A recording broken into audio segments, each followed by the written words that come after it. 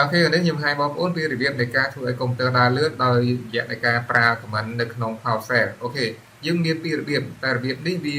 គ្រាន់បានដែរបើរបៀបមួយទៀតវាអាចមានសមត្ថភាពខ្ពស់ជាងនឹងអូខេអញ្ចឹងខ្ញុំបង្ហាញរបៀបទី1នេះតាមរយៈការធ្វើទៅលើកុំព្យូទ័រនេះសិនអូខេអញ្ចឹងយើងអាចចូល start បានបាទយើងចូលមកហើយតមកយើងវាយ PowerShell អូខេហើយនេះ PowerShell នេះយើងយកកន្លែង Run Administrator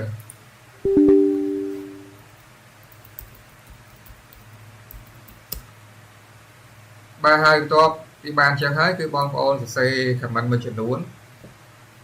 បាទអញ្ចឹងយើងសេ IRM ហើយតមកសេ Chris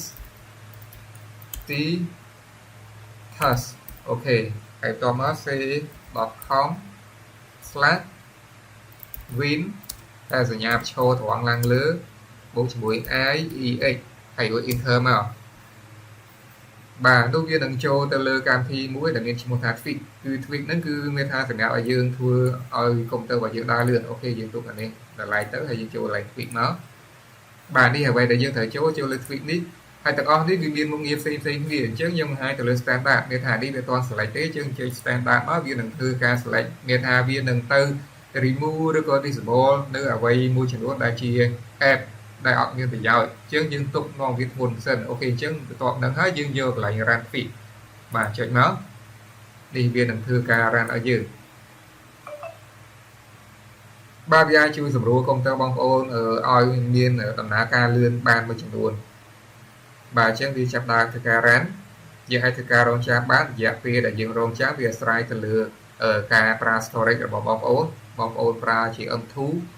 ឬក៏ SD ហ្នឹងគេថា SD ខ្លះគេហៅជា SD card គឺលក្ខណៈដូច4ជ្រុងដូច HD អញ្ចឹងតែគាត់ថាវាលឿនជាង HD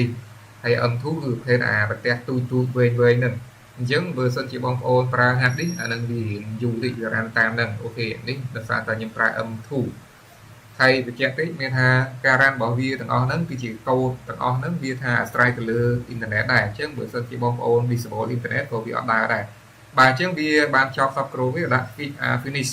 អូខេអញ្ចឹងយើងអាចធ្វើការបិទបានហើយនេះវានៅតែធ្វើការ run ជាបន្តទៀតអូខេ